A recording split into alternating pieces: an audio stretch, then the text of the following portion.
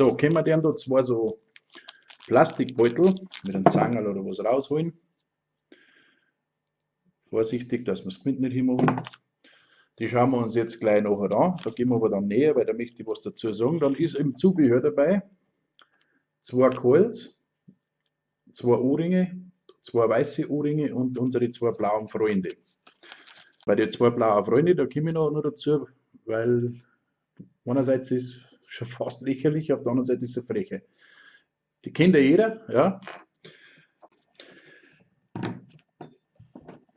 Ich muss euch jetzt das ein bisschen groß zeigen.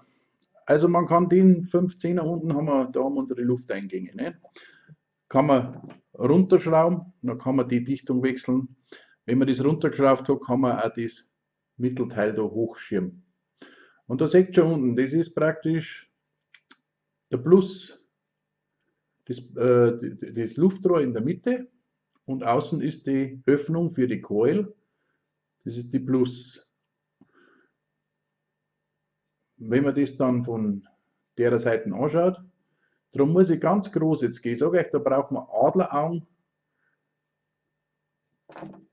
So, jetzt. Da ist die Schrauben drin. Und dann haben wir, erinnern wir uns an den dort, an den flachen. Ich weiß nicht, ob ich es hinkriege jetzt.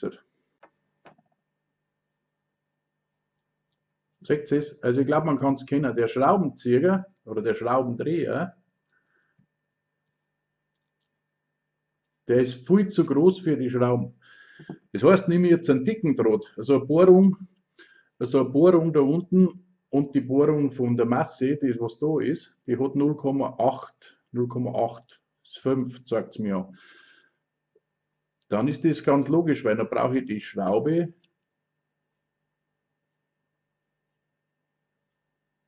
Dann kann ich es mit dem Schraubendreher drehen. Nimm mir aber einen 0,20er Draht, was für ein Coil, für ein Nautilus Coil.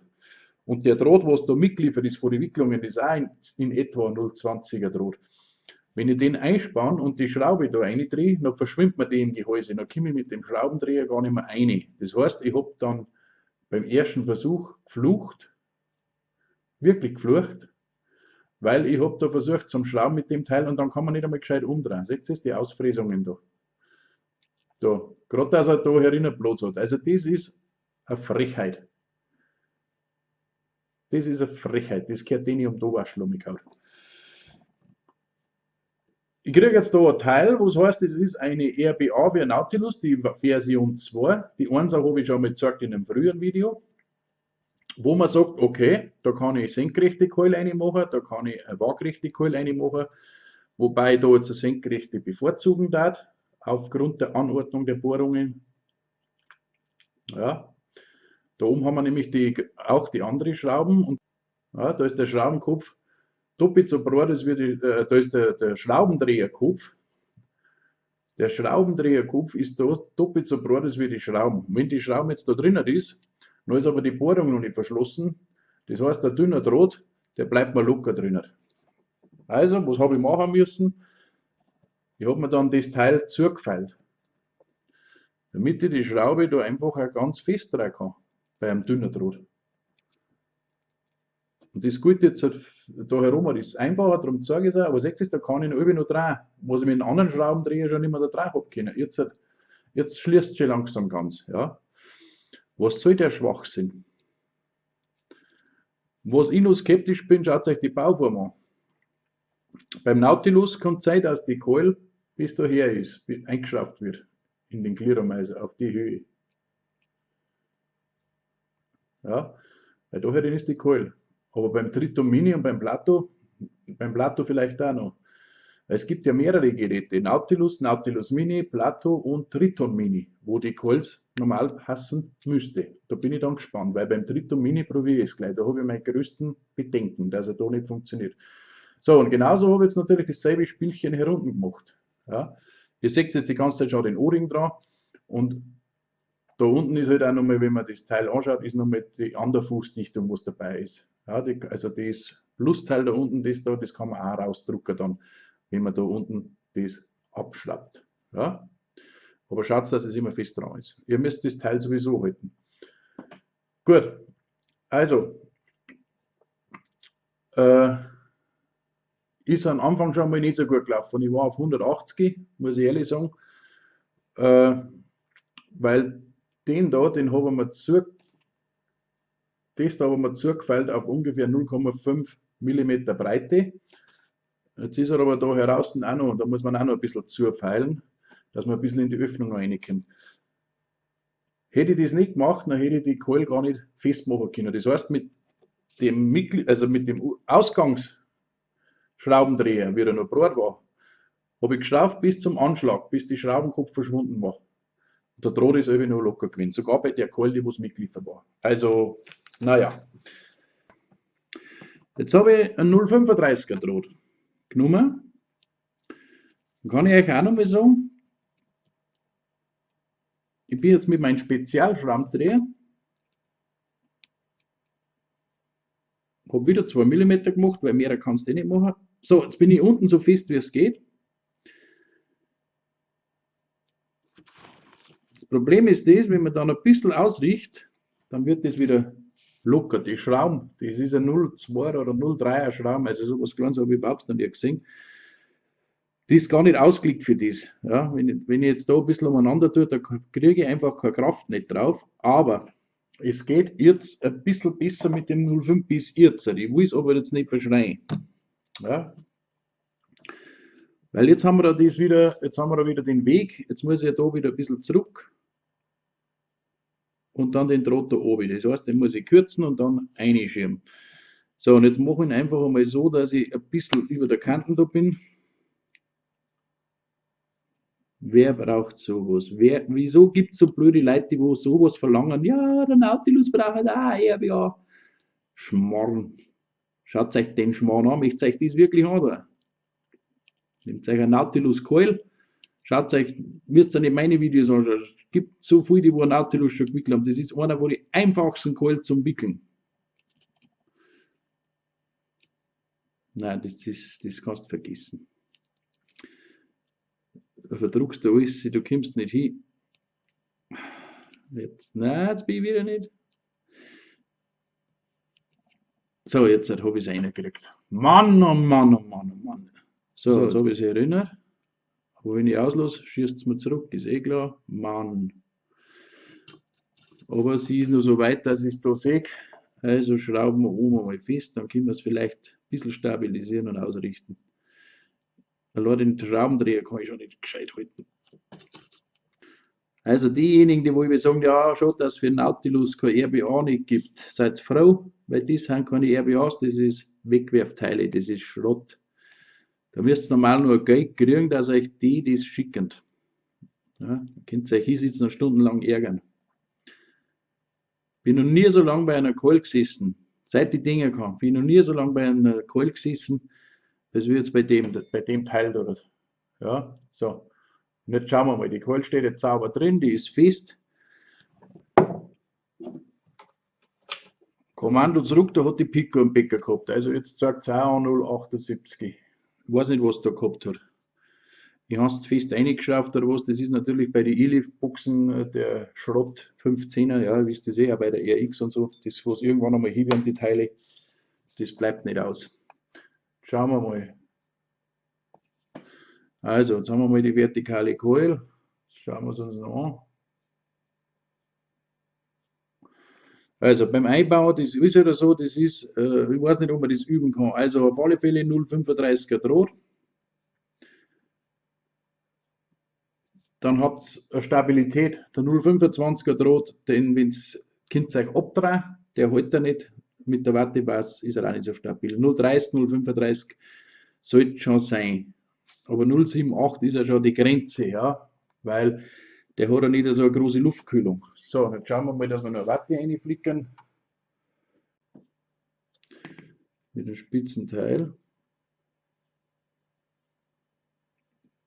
Theoretisch ist es eigentlich schon wieder falsch, ne? Weil die Faser soll umlaufen sein. Aber die Keule ist da so klein. Und ehrlich gesagt, ich glaube, ich kriege ja nicht Nachflussprobleme bei dem Teil, sondern ich glaube, wir werden eher mit dem Teil ganz was anderes kriegen. Nämlich Siftprobleme. Also ich sage es nur mal, die normale Keule wickeln ist wesentlich einfacher, schneller, und super gut. Äh, da braucht man auch kein Werkzeug nicht und da braucht man keine Pfeile nicht und kein Drehmi nicht. Das wird da, wo du umeinander bauen musst, dass du das Teil erst einmal bedienbar machen kannst. Ja, das ist der größte Schwachpunkt. Das geht überhaupt nicht. Frage mich gerade, wie weit das die bedingen. Schicken einen Schraubenzieher mit, den wo jeder kennt, den Schraubenzieher, der ist in jedem Clearomizer drin gewesen, Wochen, Monate lang, Jahre lang. Also so glaube ich, schaut es jetzt schon ein wenig besser aus. So kann man es auch relativ schön verlegen. Ihr könnt natürlich jetzt, wenn es ganz sicher gewollt, derzeit in der Mitte einen Zahnstocher rein, dass euch die Luft nicht, also die Watte nicht da reingeht. Vielleicht ist es sogar gut, wenn man es ein bisschen quer liegt, dass der Nachfluss nicht ganz so stark ist. Ich weiß nicht, was die Leute sich überdenken. Dann möchten sie anscheinend aus dem Nautilus so wie einen Open Draw machen und einen Subcoil machen oder was, ich weiß es nicht. Subcoil gibt es eh schon, wenn ich einen Temperaturcoil hernehme, den mag ich ja sehr gern.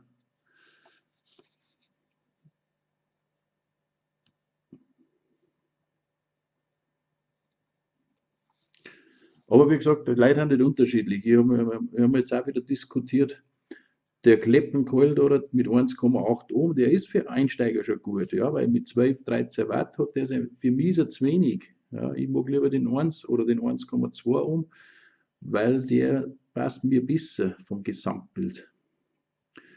Deswegen ist aber jetzt der 1,8er nicht schlecht, nur ich mag noch halt nicht so. Ich habe mir mal gekauft, ich habe die probiert, ist okay, halten da lang und so, aber es ist für mich. Aber für andere ist er wieder gut und für Einsteiger ist er auch besser, weil er nicht so viel Luft braucht und weil er nicht so viel Power hat und nicht so viel abgibt. Aber wie da gleich da wird, dass das, naja, da wird gleich maßlos übertrieben, als wenn es nur noch das gab. Ja,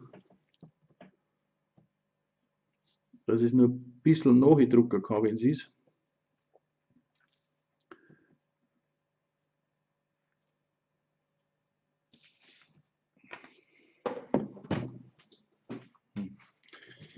Das ist ja wie schlimm.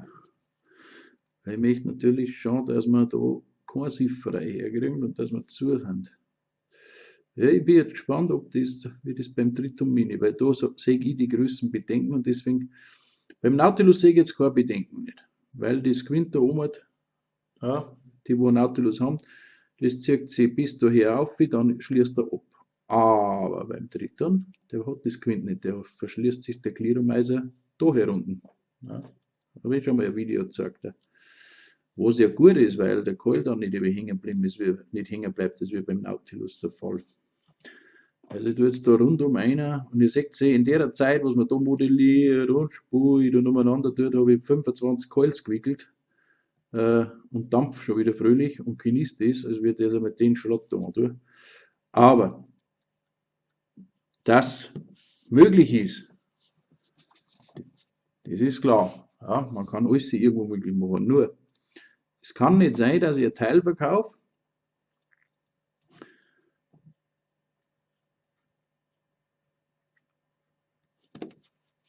und das Werkzeug nicht dazu passt. Ja? So, dann schalten wir uns wieder ein.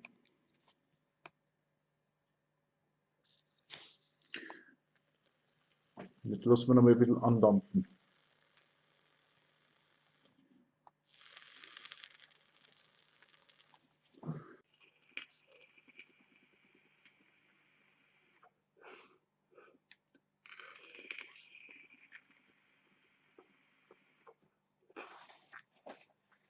Fast vergessen. Blubbert und sift wie ein Weltmeister. Ich glaube, das hört man sogar über das Mikrofon. Braucht man nicht reden. Leider, da braucht man nicht reden. Ich mag die. Vielleicht probiere ich es morgen nochmal beim Plato oder was, aber im Prinzip mag ich es nicht, weil dann muss ich die Geräte wieder putzen.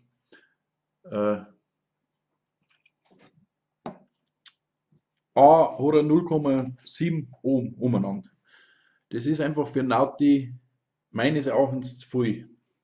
Außer bei Edelstahldraht, der bringt das anders um, aber nicht jetzt beim Normaldraht. Nimm ich einen dünnen Draht, habe ich Probleme. Ich habe die Schnitte vorher gesehen. Ich spiele mir jetzt schon seit 4 Stunden. Seit 4 Stunden nur mit dem drum. Ich habe noch nie ein Teil nicht hingekriegt. Aber ich weiß, ich habe auch gesagt und erklärt, warum dass man das Teil auch nicht hinbringt. Lasst die Finger davon. Ich kann es euch nur sagen. Ich weiß, dass es so gibt und sagt, das ist eine Herausforderung, das vergisst. Zumindest im Tritomini. Beim Nautilus kann es sein, dass es euch dicht wird. Dann könnte man es vielleicht zum Dampfen bringen. Zum Dampfen habe ich es auch gebraucht. Aber das ist kein RBA nicht für einen Nautilus und für einen Triton und für einen Plato. Das ist Schrott. Okay? Kernschrott. Ich das sehe, dass die eine Seite offen ist, sage ich, das kann nicht funktionieren, weil dann schaue ich ein Auto nein, es kann nicht funktionieren. Der muss auch überlaufen. Es geht da gar nicht anders. Der muss absaufen, weil der sauber zu kurz ist. Naja, gut, haben wir denkt, vielleicht täuscht es auf den Beutel, ne? Ja. Und dann kriege ich das ein und dann hält es nebeneinander hier. Dann schaut mal, wie weit das da fällt. Was soll ich denn da oben auf? Soll ich ihm nur ein Topcap aufschmeißen? Da fällt es um einen Zentimeter. Also wenn ich jetzt da hergehe auf ungefähr die Höhe, ja, das ist fast ein Zentimeter, wo es der Keul weiter in den Clearum-Eiser reingeht und da drinnen ist ja die Dichtung und die ist ja beim Nautik. Weiß ich jetzt nicht, aber da ist eine Dichtung drin und da muss der Keul reingehen. So, und der Keul, der geht halt gerade bis zur Hälfte. So, und jetzt mache ich die Liquid Control auf. Dann läuft natürlich das Liquid, läuft man da oben das ist ein Unterwasser, unter Liquid Coil ist das. Das ist ein Wahnsinn. Das kann nicht funktionieren. Schaut euch das an, trägt nass. Die schwimmt bis unten raus. Also, spart euch sowas. Es geht euch nur auf die Nerven. Mir geht es nämlich jetzt gescheit auf die Nerven, der Schrott. Und weil es in letzter Zeit schon gekostet hat, ja, ich habe schon ein paar Teile da, die genauso ein Schrott sind, aber ich mag einfach die Kamera nicht mehr anschmeißen, weil ich sage, das muss man selber kennen. Da hätte ich es selber kennen müssen, ich habe es bestellt, okay, das hat 7,50 € gekostet mit Versand. 2 Stück. Also, Entschuldigung, da haben jetzt 4, 5 Ohrringe dabei, rote, die haben wenigstens gut. Passt. Reden wir nicht mehr drüber. Soll ich dem jetzt auf China zurückschreiben über eBay, dass das ein Schrott ist? Interessiert mich doch nicht. Ja? Da haben jetzt 4 rote Ohrringe und da haben 4 harte Kunststoffisolatoren dabei. Die kann ich immer wieder mal brauchen, wenn ich was bastelt. Kas drüber, Schwamm drüber, da reden wir nicht lang. Ja? Aber passt auf in Zukunft. Ja? Anscheinend ist der Ruf nach einer Nautilus RBA so stark geworden. Müsst ihr mir mal erklären, warum? Das muss man mal erklären, warum da also so ein Mini-Keuler ein RBA braucht. Das müsst ihr mir mal erklären. Wenn ich dann kein Fleisch nicht habe, wo ich Quinte einbauen kann, wo ich dann eine Ummantelung dicke machen muss, dass der Durchmesser da kleiner ist als wie bei der Originalkeul, ja? Warum brauche ich dann so einen Schrott? Warum schreit es denn nach sowas?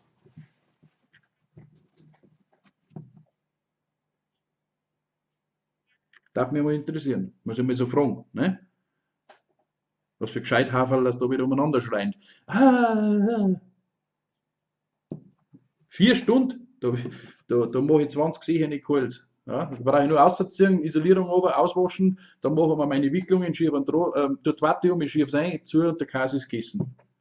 Ja, da brauche ich keine Pfeile nicht, da brauche ich keinen Dreh nicht, da muss ich nicht die Schrauben umeinander tun, da muss ich nicht schauen, ja, der muss er siffen, ja, der muss siffen, der kann nicht anders, der muss siffen, weil da haben sie die Hälfte vergessen. Ja. Und das ist aber die Version 2. Jetzt muss ich sagen, die 1 hat auch schon nicht gut abgeschnitten. Schlechte Schrauben und du hast nichts zum Einspannen. Und wenn du ein bisschen einen dicken Draht hast, du kannst das aber ändern, indem du andere Schrauben rein tust mit Kipf, die gibt's. Ja, muss man halt wieder extra kaufen und vielleicht dann außen ein wenig zufeilen, dass ich am Gehäuse nicht ankomme und einen Kurzschluss habe, bla bla bla. Aber das da, der V2, ja, V2, das nur schlechter ist. Also die ist grottenschlecht. Das ist also unbrauchbar, das Teil. Ja, unbrauchbar. So, ich habe es heute schon mal in der Tonne gehabt, aber dann haben wir gedacht, ich möchte euch trotzdem informieren, weil vielleicht, ich weiß nicht, ob es nicht die letzten waren. Ich glaube, dass es eh nicht mehr gibt. Aber nicht, dass irgendwo wieder auftauchen. Also, wenn ihr sowas seht, Moment einmal, da ist der zweite. Sowas als V2 RBA für einen Nauti. Kauft es euch. Unbedingt. Habt ihr es bei mir jetzt gesehen, wie toll das ist. Für euch.